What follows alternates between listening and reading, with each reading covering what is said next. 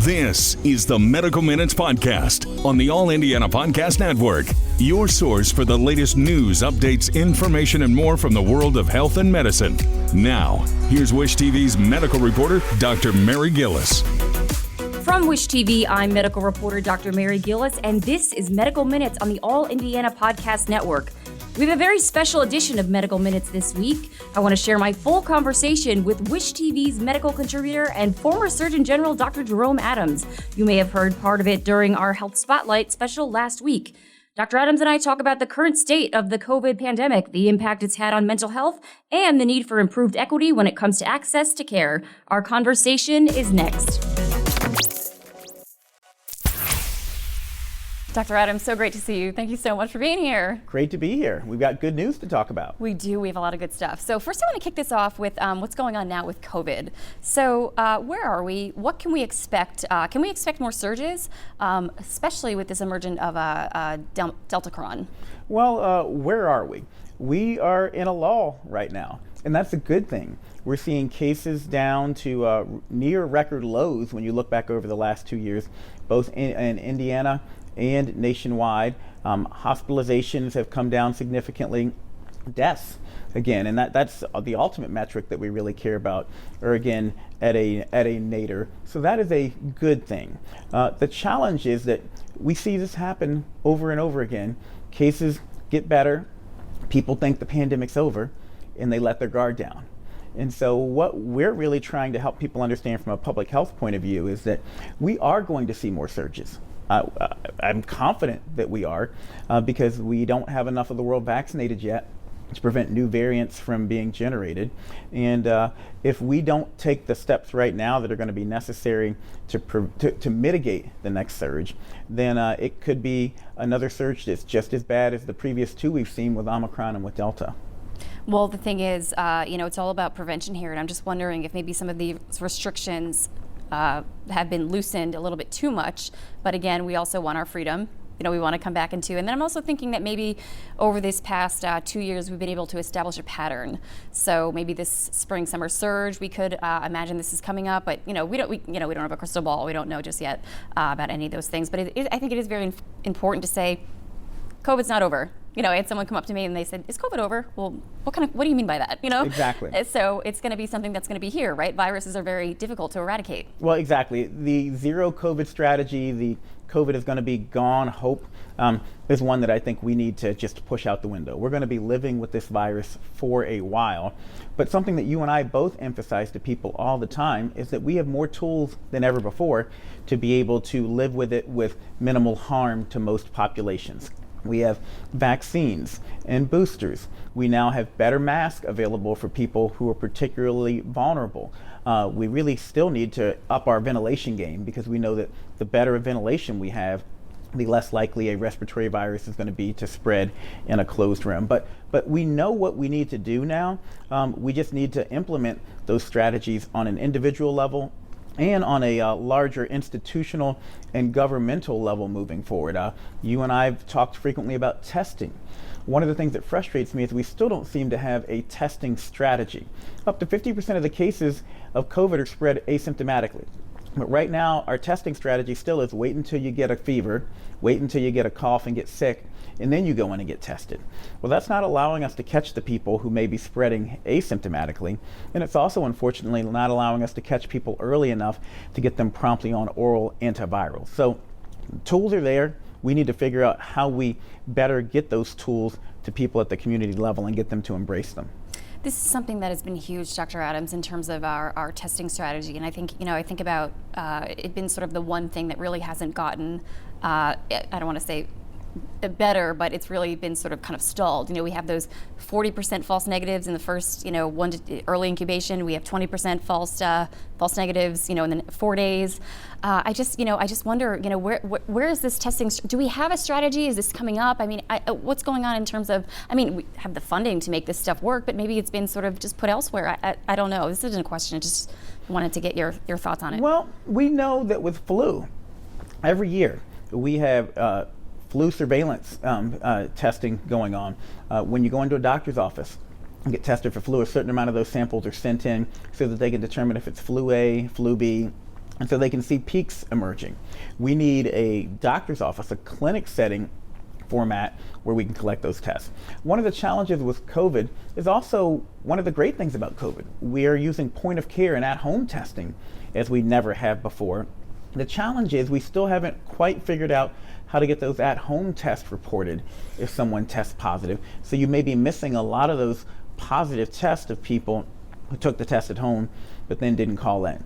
I think the key there is going to be helping people understand if you test positive, we now have oral antivirals, and that you should take them because they will lower your chances of hospitalization by up to 70-80%, but they may also lower your chance of developing long COVID. And I think if we can encourage people to understand the benefits of oral antivirals, and even when they do those at-home tests, they'll come into the doctor's office, they'll be reported as a positive test, and then we'll be able to see these trends emerge. One other thing that I think is underutilized is wastewater testing.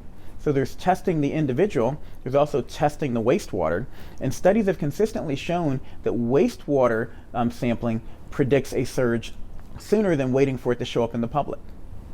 That's fascinating. That is so fascinating. And I mean, I think exactly, Dr. Adams, I think that's something that would be very smart of us to sort of turn our attention to, considering, right, it can predictor, let's prevent this before we can, have to go into, things that we don't want to have to go into. Exactly. And, I was reading an op-ed at one point, and I just want to go back to testing. So there have been sort of, two sort of, schools of thought. We're not testing enough or we're over-testing. So the op-ed sort of talked about we're testing too much, and that the test should be specific to those who are symptomatic, because we have a shortage of tests. I don't know. How do the distribution, you talked about it. And the thing is, I also want to say that the antivirals, where are they? When are they coming? I mean, I think there's been sort of not much attention, or maybe not enough attention paid to these things that are, so incredible. Well, for testing, number one, we absolutely need to test people who are symptomatic, and particularly people who are symptomatic and high risk. Why? Because those are the people who are most likely to have their symptoms worsen and end up in the hospital. They're also the people who are most likely to spread. So if you're coughing, if you're sneezing, you're going to be more likely to spread a virus than if you're not coughing and sneezing. So symptomatic absolutely needs to get a test. They need to be our first priority. Okay, make our priority, let's say. Beyond that, we need to make sure in a smart strategy that we're testing people who are most likely to spread to other vulnerable people. So hospital workers and healthcare workers. We need to make sure those folks that we're doing surveillance testing for them, even if they're asymptomatic, because you don't want grandma to be exposed to someone who's in there working. So those around vulnerable populations, I think, is number two. And then number three, that's where surveillance testing in doctors' offices and clinics and beyond comes in. I'd love to see it at schools too, where you're doing a certain amount, you're sampling, maybe 5 to 10%. And so to answer your question, there are some populations where we're not testing enough, the people who are symptomatic and particularly those who are at high risk. And there are some who are the worried well, who are being over-tested in many ways and not utilizing those resources in a smart way. And that's why we need a testing strategy with clear parameters for here's who should be getting tested if they're symptomatic, particularly if they're symptomatic, who's here should be tested if they're not symptomatic. Oh, that is such a great strategy moving forward. I'm hoping that will come to fruition. Okay, so I wanted to talk about we talked about the possible fourth shot right now, the two different strategies. Moderna, they're asking for all adults, and this is just based on sort of surveillance data, from what I understand. There wasn't a specific study that they did. And then Pfizer did a specific study, what they were seeing in Israel, and they said over 65. What do you think about both of their strategies? I think it's good that we have two different strategies being deployed, because one of the real challenges about this pandemic is that we've been building the plane as we're flying it. I want people to understand, once we saw there was efficacy data for the vaccines, we could not afford to wait. And so in the best of scenarios, we would have taken several years, not just to figure out if these vaccines were safe. We knew for certain that they were safe. Not to find out if they were effective enough, but to find out what's the ideal dosing strategy. So we're still figuring out, should you get dose 2 at 30 days? Should you get dose 2 at 60 days? Should you get 3 doses, and that's still being figured out. So I actually like the fact that you have 2 different strategies from 2 different companies. And overall, we know that immunity does wane, and it does wane in everyone, but we know that the people who are most at risk are going to be people over 65. So Pfizer's strategy is to say, okay, as we're getting this figured out, let's make sure we're protecting the people who most need it or who most would be harmed by waning immunity. Whereas Moderna's strategy is saying, look, immunity wanes in everybody, let's protect everybody. And ultimately, I don't think either one of those is a bad way to go, but we'll get to see the 2 play out. What I say to people is that I actually think we should count 3 doses as fully vaccinated. I've said that consistently. That should be fully vaccinated. It's what we do for many other vaccines. And if we say that's fully vaccinated, then we can say if you're in an at-risk group and you want to get a booster, then you can get a booster, whether you're over 65 or whether you're immunocompromised. That's what I personally think should happen. And then I think you fall into a routine like flu where you get a fall update. And if we do that, then I think the public will accept it and embrace it better as opposed to us chasing after variant after variant after variant.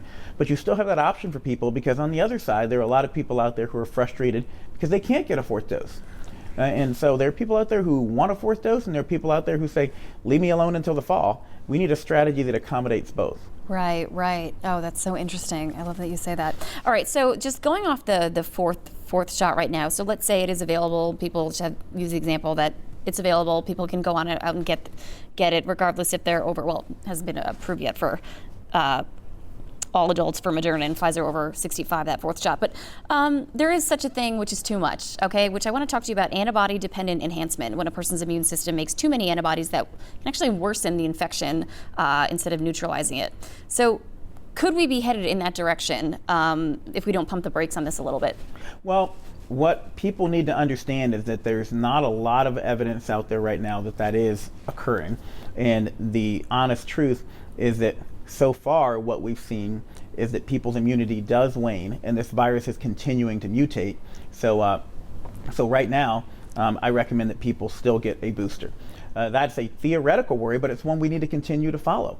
And ultimately, I think what's actually going to pump the brakes on us is not antibody-induced enhancement, but it's going to be the public saying, I'm not getting another shot every 3 or 4 months.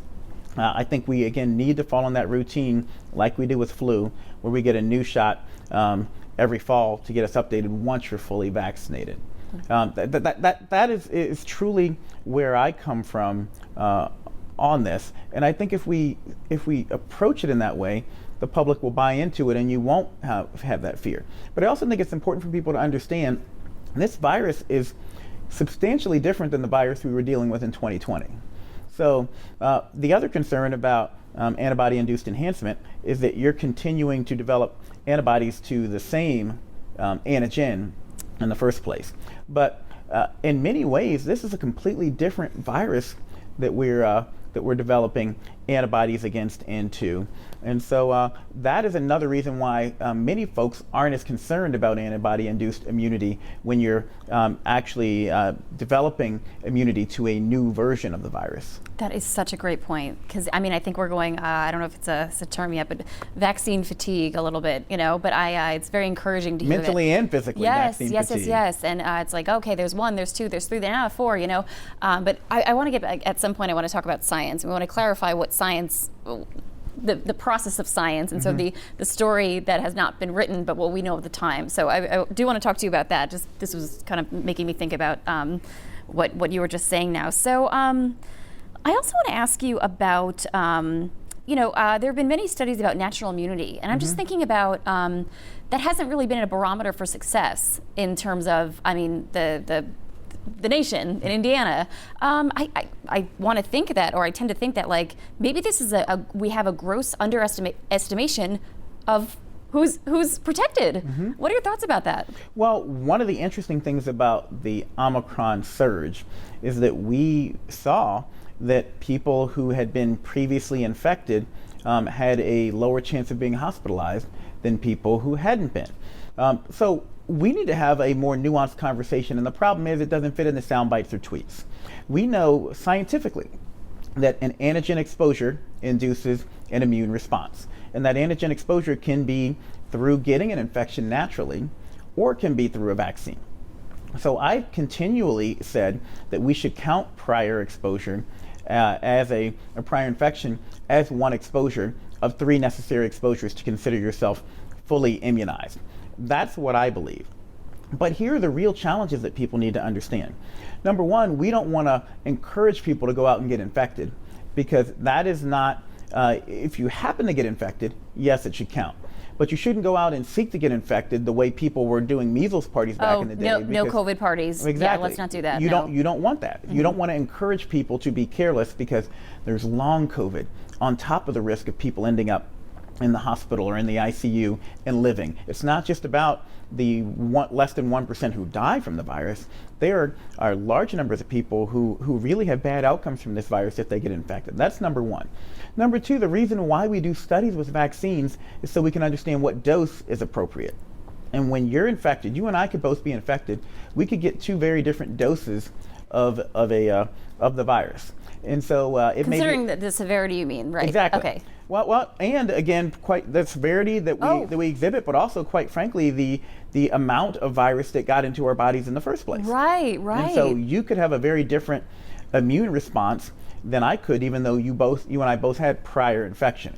Whereas if we both got the same vaccine, we would know that, okay, we got the same dose of virus, and it induced an immune response, in theory, that protects a certain percentage of people that we saw in the studies. So the long and the short is, it's a more consistent and predictable form of immunity that you get from vaccination.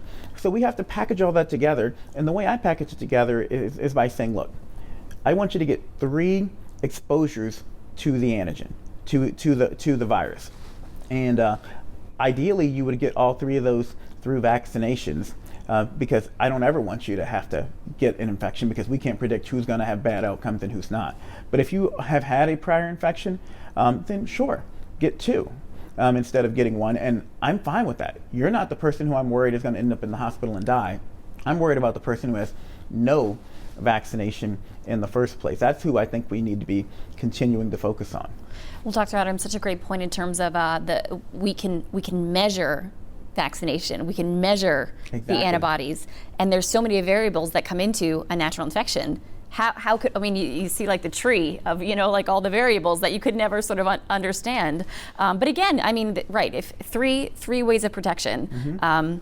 Okay, one of them, if you happen to get, the virus, it's an interesting strategy for people. And there's other underutilized tools out there too. There's antibody tests. And so there's now tests that they can use your spit.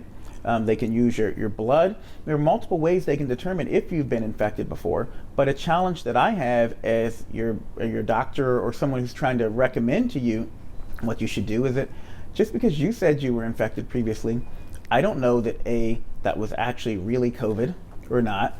It may have been that you said, I felt sick in November, and my wife tested positive for COVID, but I never tested positive for COVID. I don't know whether or not you've actually had COVID. We also don't know what kind of response you generated. So it would be nice to have antibody tests that tell us, okay, yes, you do still have antibodies from that prior infection. So that's a place where I think we could use technology to help really determine who has sufficient antibody protection from prior infection. Final point on prior infection is just as the response wanes to vaccinations, it wanes to prior infection. So your prior infection from January or February is not going to be the same as someone who says, I got infected in June of 2020. And so again, the antibody test will help us, but it still doesn't mean that prior infection is a substitute for a vaccination or a booster, particularly if you haven't gotten to your 3 doses. Yeah. Well, you know what, that's so interesting. I was thinking about this because in terms of antibodies, and I know we want to, that's sort of a measurable thing that we can look at, but, speaking to some doctors and reading some certain papers that if antibody isn't the only sort of way in which we can look at protection. And sometimes when, from what I understand, there's militia underneath those antibodies, but only when they fade can they kind of come up, and kind of be that sort of army of protection. We don't want to, that's been sort of what we've been using in terms of protection, but what do you say to that sort of army that lives within those CD4 cells, the CD4 cells, the T cells, all those kind of things. We're getting to very scientific stuff, but I would just love to have your reaction and your thoughts on that, the way in which the body works in terms of it's not just antibodies, but it's other things as well. Well, you raise a great point, and we know that your body has B cells and T cells. It's got multiple different ways that it protects itself from infections. Here's the challenge. We have reasonably good ways, particularly in a lab setting, in a research setting, of measuring your antibody response. We don't have great and consistent ways of measuring the other types of immunity. And so when we're out there trying to communicate to the public, we need to help them understand that, yes, these other things are an important part of your immune system, but we can't measure them reliably. And so what we have to make recommendations on is what we can measure. Exactly. I mean, I just think of, again, that sort of, I forget what it's called. It's been a while since I've taken probability statistics in college, but right, that tree diagram where it's like this and this and this and this, it's like you could never measure the 75 metabolites, who has this, who has that. Exactly. Exactly. So antibodies, okay, that's our measure. All right, there we go. But to understand that we have those other things, maybe important to just have that out there. But antibodies is the way that we're looking at it right now. And then also those clinical outcomes, the hospitalizations. Exactly. Which is, right. And that's what Omicron and Delta really allowed us to do. It's one of the I don't want to call it a silver lining because so many people were harmed, but we were able to see these different types of immunity play out against a backdrop of massive numbers of infections. And so you're seeing more and more data coming out about the benefits and the limitations of prior infection into these different types of immunity. It's why we need to continue to fund science and promote investigation into this virus. We're still learning every single day about what this virus is and what it does and how our bodies react to it. Now that you say that, I want to actually talk about science, the process in which the way science works. And from, I think to myself, like, oh gosh, is anybody ever going to trust the CDC again? Considering that things have changed. But that is the process of science. We have to have a question. We have to have, what's going on? What's our question? How do we, figure this stuff out? And, I for every study that comes out, there's an equal and opposite study. So can we sort of, kind of synthesize science and the importance of doing ethical science, that's what we've done the whole time? Well, one of the things that's a challenge is that the United States ranks, I believe it's 25th in reading and science and 38th in math when you compare us to other countries. We need to significantly increase our level of education from the ground up in terms of understanding science and understanding math, so that when people get data thrown at them. Are you talking about the public in terms of their understanding? Oh, okay, yes. Okay, yes. And so that the public in general can understand these studies better and the scientific process, because the challenge is that it's not just Tony Fauci who's out there interpreting these studies. These studies, and this is a good thing, there's more transparency, they're getting out there quicker, but then someone gets a study and they don't understand how to interpret it or how the science plays out, and then they make decisions about their health based on their interpretation and sometimes false interpretation of a study. A great example of this is ivermectin.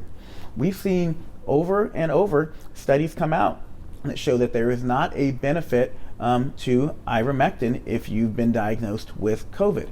But it took a long time for us to finally get the public to start accepting that this is not an appropriate treatment. The same with hydroxychloroquine. It doesn't mean it was a bad thing to ask those questions. That's science. That's science. Let's ask the question, but then let's also understand when the data isn't compelling that there is a benefit to taking these things, and particularly when the data shows that there may be harm with taking these things. That's why we have an FDA. That's why we do these studies, and we need people to understand the process and to have faith in the system so that we can protect them and so that we can also get them the medications, the treatments that are most likely to have a benefit. Yeah, it's something can't be effective if it's not safe. So, exactly. Yeah. So I'd like us to sort of talk about if it's okay with you, I'd like to move on to kids. Yes. Kids, oh my gosh, these poor kids, entering life into a pandemic. We're in long COVID in kids. Are we seeing instances of long COVID in kids? And I also want to circle back to adults too. And if so, what is being done about it? Well, we're seeing more and more evidence of long COVID in kids and in adults. Up to 1 out of 3 people who've actually been diagnosed with COVID, even if they have mild and sometimes even asymptomatic cases of COVID, are developing symptoms further on down the road that are suggestive of long COVID. Now, the question is, what is long COVID? This is another ship that we're building as we've already taken it out. Because this is a new term. This Exactly. isn't a medical term just yet. It's something that we're still sort of trying to make sense of and I'm Exactly. sorry. No, exactly. And so we've seen, for instance, in adults, that people who've been diagnosed even with mild cases of COVID have a higher incidence of cardiac events further on down the road, weeks to months down the road. We've seen that people who've been diagnosed with COVID have cognitive issues, so they're not able to complete tests that require your brain further on down the road. And there were studies that looked at MRIs of people who'd had COVID both before and after, and they saw that the gray matter in your brain shrunk after you've been diagnosed with COVID. So this is something that really concerns me. With Zika, we actually had to establish a Zika registry so that we could follow people out for a disease where you might not see the negative outcomes for years down the road. What we need to do, and there's a bill before Congress right now, is establish a registry so that we can follow people who've been diagnosed with COVID. But I think the lesson for policymakers is we need to do the research, and we need to continue to fund and do the research so we understand what's going on, which means we need to collect the data through the health department and through hospitals, which means we need to have a testing strategy so we know who tests positive and who doesn't. But the lesson for people out there is, yes, less than 1% who get COVID die from it, but a much greater percentage of people who are diagnosed with COVID suffer harm from it, and we're still learning about the harm that can come from getting diagnosed with COVID, particularly in terms of long COVID. It's so interesting. It's right. It's you get this infection, it passes, it's not over yet. And sometimes, long COVID, it's I just get amazed about what this virus, it is sort of, it doesn't play by any rules that any other virus has ever played by. It doesn't. Tony Fauci said that to me. Tony Fauci said to me, he said, I've been doing this for over 40 years, and I have never encountered a virus like this. When one of the world's top virologists says this to you, then that demonstrates how difficult it is to actually understand and make recommendations about this disease. Another thing that we're still studying is whether or not getting vaccinated actually lowers your risk of long COVID if you get infected. Now, that said, what I tell people is getting vaccinated and boosted does lower your risk of getting COVID, which lowers your risk of getting long COVID. But if you actually are someone who has a breakthrough infection, we don't know for sure yet whether or not that lowers your risk of getting long COVID. So a lot that we still don't know even about vaccinations and long COVID. Right. Because these long COVID, they're coming from a time, a lot of them, when we didn't have the vaccine available just yet. Exactly. So, and that makes so much sense. And there's so much more to do. Wow. And again, this story just keeps, it's just unwritten, and it's just going to be continuing.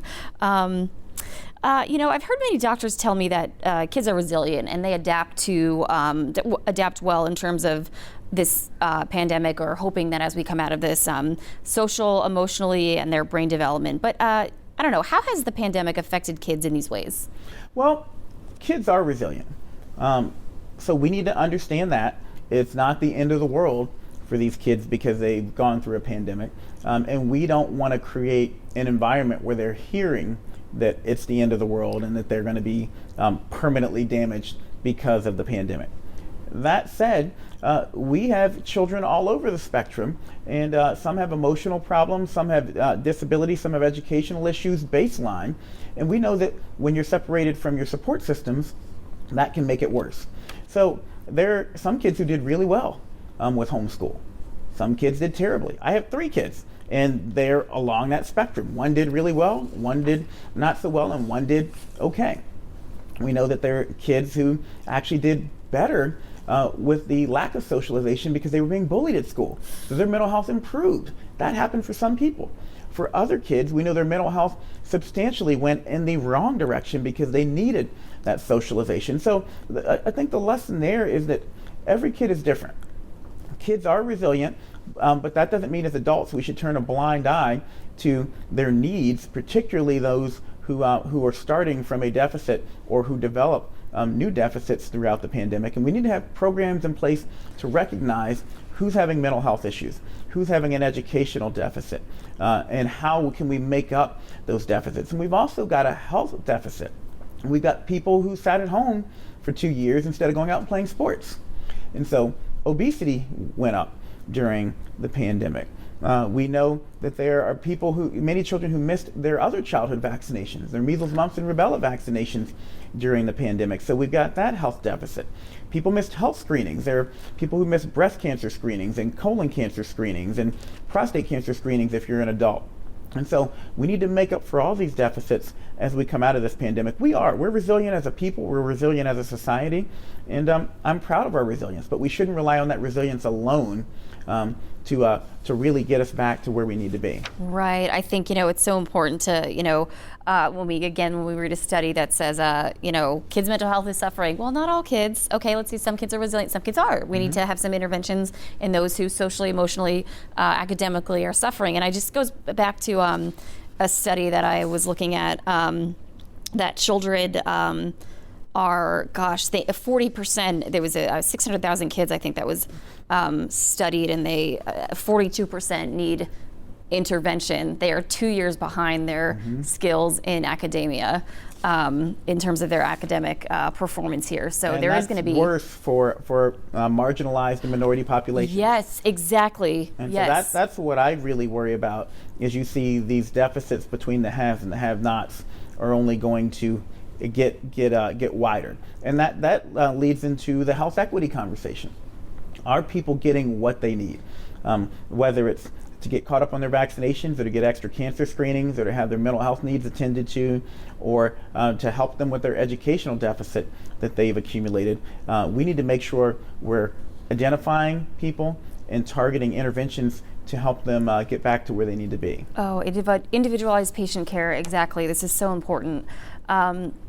I just wonder why kids under 5 are still recommended to wear masks. What's the benefit to the child? Well, and that's a great question too. We've had a really difficult time during this pandemic communicating individual benefit versus societal and population benefit. So the benefit to the child is that we know that any barrier is going to incrementally decrease your chance of being exposed to the virus. And I want to be fair to people out there who say, well, if a kid is wearing a loose-fitting cloth mask and they're taking it off all the time, is it providing much benefit? It's probably not providing a great amount of benefit, but you never know when the moment is that they're going to encounter someone else who actually has COVID, and if they happen to have that mask on at the moment, it will provide an incremental benefit. I also think that we need to continue to promote masks for people who that are better fitting. So my daughter, I got her a child-size KN95 mask that she wears when we're out in public settings that we aren't familiar with, where we don't know if other people are vaccinated or not. And so there are better fitting masks for younger people, and we should have done more a long time ago to promote better fitting masks for people who want to wear those or whose kids want to wear those. Another challenge is that we don't know by looking at someone whether they're immunocompromised. And so if your child is immunocompromised, you're going to do everything you can to protect them. And in any way, shape, or form, even if it's only a 10% or 15% benefit. And the challenge is we don't recognize how unhealthy, unfortunately, our society is. You've got 50% of kids who are overweight or obese. You've got, unfortunately, a fair number of kids out there who have cystic fibrosis or asthma, or who have a prior cancer diagnosis or have diabetes. And so when we're in a world where we don't have vaccines available for everyone out there yet, and vaccines still haven't been approved for kids under 5 yet, then you take even an incremental benefit if you can. That's the argument for continuing masking in kids. Now, something that I've said consistently when you compare us to European countries is your risk isn't dependent on just one variable. It's also dependent on the level of spread in society. And in Europe, they had much higher compliance with vaccinations and with boosters among their adult populations. So their background rate of spread and positivity rates were much lower. Therefore, they were able to not have restrictions or get rid of restrictions on kids sooner because the adults stepped up. The lesson there is that we need to do a better job of caring for one another and not expect kids to have to carry the water for each other or for themselves because an adult doesn't want to take protective measures in the midst of a surge. And I say in the midst of a surge because we're down now in a better place. And I do think it's appropriate for us to start relaxing restrictions in some settings, but we don't want to forget about the vulnerable out there, particularly vulnerable children. We don't want to forget that kids aren't even eligible under 5 to be vaccinated yet. And so right now, they've got nothing to protect themselves, particularly in a world where other people can come around them freely who are unvaccinated and unmasked and potentially spreading COVID to them. You know, two interesting things that you raised, Dr. Adams. You know, when we sort of, you know, we look at studies that are in different countries, but the thing is, it's not apples to apples. It's not the same thing. You know, Exactly. They have handled things differently than we have in the United States. They have a completely different characteristics than they have. Maybe they're a younger country, maybe they're a healthier country. You know, with the United States, in terms of those things. So Younger, I think healthier, thinner, yes, different culture. Right. We talk about a lot of the Asian countries and how there's a culture of mask wearing. And so they're much more accepting of it. We also have other countries where they've done a much better job of testing. And so that's another part to this. We can more easily ramp up or take back restrictions when we have a good surveillance testing strategy, and we can with confidence say, look, your risk is low right now because we've done surveillance testing and we know we're fairly certain that we aren't in the midst of a surge. The problem here in the United States is that we don't typically recognize a surge until the hospitalizations and deaths start to go up. By then, the horse is out of the gate and you've already harmed people. Right. Wow. You know, I also like what you said in terms of in other countries, the adults kind of stepping up and getting their booster shots more so than we're seeing here. Hopefully that will change. But, you know, it comes at a price to these children who are under 5 wearing these masks. You know, it's of course it is to protect other people, but the onus is, sometimes I want to think that someone can really they're eligible for the vaccine. Like we know the studies support, the science supports that, this is sort of the best way to go. And I just wondering, talking to teachers, and I'm just going back to the education and seeing that, or learning that kids are behind in their education. How do you teach a child to read? It's like apple, when the teacher has the mask on, the kids have the mask on. I don't know. Just a thought, that No, it is. You're right. They're paying a price here. They are paying a price, and they're paying a price again because adults in many cases say that it's my right not to do anything to slow the spread of COVID, and so that creates an environment where you have uncontrolled spread in the midst of a surge, and then the kids end up paying the price. I absolutely think that kids shouldn't be wearing masks and shouldn't have that responsibility put on them, but it happens when we don't step up. And so I really want us to focus on learning the lessons from the past 2 years as adults, making sure we're getting tested, making sure we're getting treated if we do test positive, because that can shorten the window in which we're infectious. Making sure that if we are in a surge, that we're willing to take appropriate measures to protect ourselves, including wearing a mask if that's warranted or recommended by public health experts, and making sure you're getting your vaccine and your booster. If we did these things, because remember, herd immunity is about everybody. It's not just about adults, it's about everybody. So if you lower the number of kids who you want to vaccinate or mask, then you need to increase the number of adults that you need to vaccinate or mask in order to have the same impact. That's just math. And so the problem is the math hasn't been in our favor in the United States relative to other countries because fewer adults are taking these measures, which means that the onus has been put on children. And that's not fair to kids. It's not fair to kids. Man, it's not fair to kids. I don't know what else to say about that. That's such a great point that you make. And I just want to say this one thing. I read this study. I'm not sure. I read a study that assessed over 600,000 children, 3 to 11, by researchers in Spain. It has not yet been peer-reviewed. 3 to 5 did not have a mask mandate. 6 to 11 did. These findings showed children ages 3 to 4 had a lower rate of transmission and infection in school compared to 11-year-olds who had that mask mandate. Even 5-year-old transmission and infection were significantly lower than 6-year-olds. So I have a quote by one of the authors, and I just want to get your reaction to this quote. And again, this is one study. Where there's an equal and opposite study for everything that comes out. So here's what they had to say. Face covering mandates in schools were not associated with lower COVID incidence or transmission, suggesting that the intervention was not effective. Instead, age dependency was the most important factor in explaining the transmission risk for children attending school. So Dr. Adams, I apologize for not giving you the study beforehand, but I'm looking at the age dependency. I mean, these kids did not have a mask mandate, and these, even between 5 and 6-year-olds, there was a significant difference. 6-year-olds had the mask mandate, 5-year-olds did not, and they were less likely to be infected. Well, what is it, 5 years old, that magic number or something? I mean, I don't know. Well, and that's another one of the challenges of looking at these studies. There are so many variables.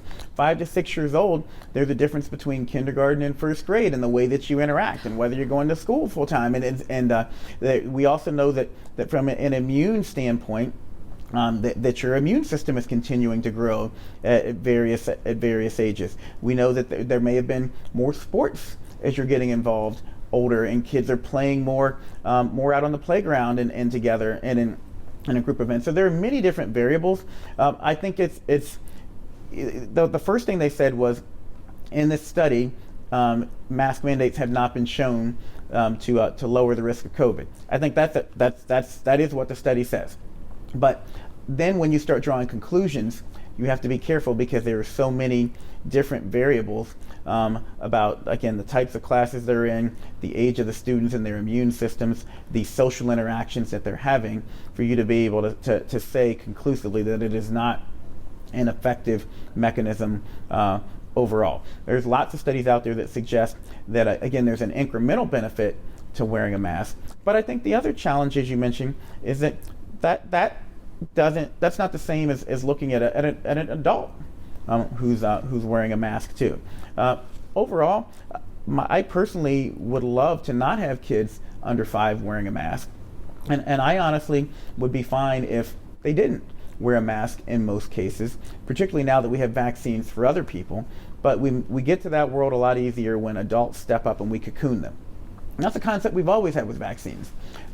When you look at measles, mumps, and rubella vaccines, a newborn child, we tell mothers, don't let adults come around your baby if they're not vaccinated. Why? Because we want that baby who can't be vaccinated to have people around them who aren't transmitting the virus.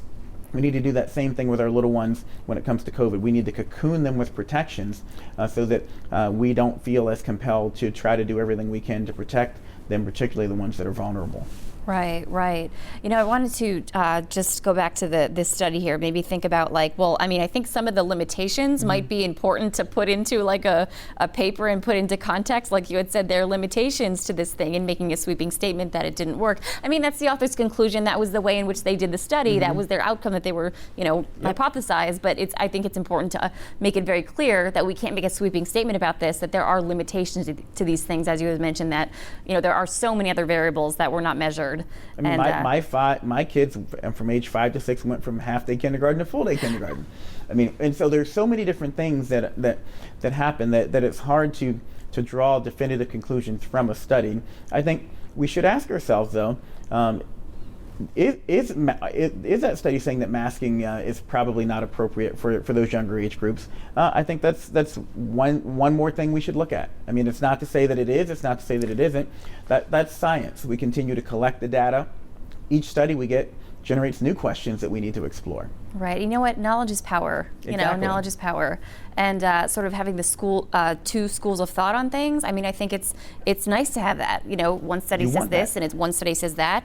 And then we're able to kind of, hopefully, as professionals in the field, be able to kind of give a perspective, and especially I'm a reporter, but especially from you to sort of give the perspective on how do we make sense of this? Well, you're a reporter and you're a scientist too. I mean, and again, that's the challenge is people want to cherry pick their study to support their conclusion. They reach their conclusion first.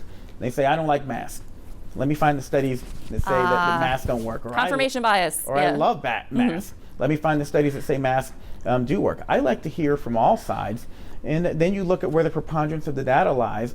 And you also have to understand, again, the caveats to the data so that you aren't taking study A and trying to apply it to a completely different environment where those conditions aren't the same. Oh gosh, I mean, this is reminding me of Aristotle. It is the mark of an educated mind to entertain a thought without accepting it. Exactly. We're getting philosophical here. Okay, all right. Well, Dr. Adams. Okay, so let's, if it's all right with you, let's move on to the diversity, equity. We can hit this part because I already talked about it a little bit, and then and then that's it. Okay. You good to go? Yep. Okay. Okay, Dr. Adams. All right, so I want to circle back. We were talking about earlier the diversity, equity, and inclusion. This has been a huge issue in healthcare for forever here. But in terms of COVID, why do you think vaccine rates remain low in Black and Hispanic Americans? How do we get them up, and what tools and resources do they need? Well, number one, we need to understand that people who are vaccine hesitant aren't a monolithic group. There are many different reasons. The number one reason that I think about is mistrust. And so different groups have different reasons for mistrust. When we look at Hispanic and Latino populations, they may be worried about immigration status.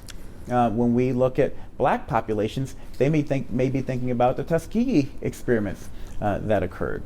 When you look at conservative white populations, we know that in many cases they have a distrust of government. And so this government vaccine, they're very concerned about it. And those are historical reasons that each of these groups have, and have some legitimate reason for their distrust. So you need to address that distrust with trusted messengers and messages that are tailored to their specific reasons if you want to help overcome that hesitancy. But that's from the trust standpoint. We also know that access is still an issue for many people. And it's easy for me or someone who lives like me to believe that access is no longer an issue. But if you're a single mom and you're working multiple jobs to make ends meet, and you're worried that if you get sick, you're not going to be able to go to work the next day and you might not be able to pay your rent, that creates an access issue. That's what we call a social determinant of health. You may not have someone who can watch your other kids while you go to get vaccinated. You may not have transportation, even to go a few miles to be able to go and get vaccinated or get boosted. So we need to make sure we're overcoming those access barriers too. I think if we focus on mistrust and addressing the mistrust, and then we make the healthy choice as easy as possible for you to get vaccinated, then that's how we help overcome hesitancy. But if you're already distrustful and there's the least barrier, well, heck, that's a reason not to get vaccinated. And so that's where I see vaccine hesitancy coming from in all groups. Yeah. Okay. Well, we have one more minute here, Dr. Adams. Anything else here? Final thoughts here? Well, I think that there's a lot to be optimistic about. We're seeing cases go down, hospitalizations go down, deaths go down. We've got more tools than ever, more testing, at-home testing. We've got better masking. We have oral antivirals to be able to treat people. And we're in a place now where we can more successfully live with the virus while protecting those who are most vulnerable. But there will be future surges. We know how to handle them. So let's all do our part. Let's embrace the science. And let's beat COVID together. And that's the only way we do this, is by working together as a community, as a society, to help us all come out on the other side of this, or at least as many of us as possible, without undue harm. Wow. Incredible stuff. Dr. Adams, always great to see you. Thank you. Wonderful conversation. This has been Medical Minutes from Wish TV. I'm medical reporter Dr. Mary Gillis. Be sure to follow and subscribe to this podcast and check out new updates every week. You can also learn more at wishtv.com and when you follow Wish TV on Facebook. This is the Medical Minutes Podcast with Wish TV's Dr. Mary Gillis. Be informed and stay connected for the latest news and information when you like, subscribe, and follow this podcast, and discover even more from the All Indiana Podcast Network. Now at allindianapodcast.com.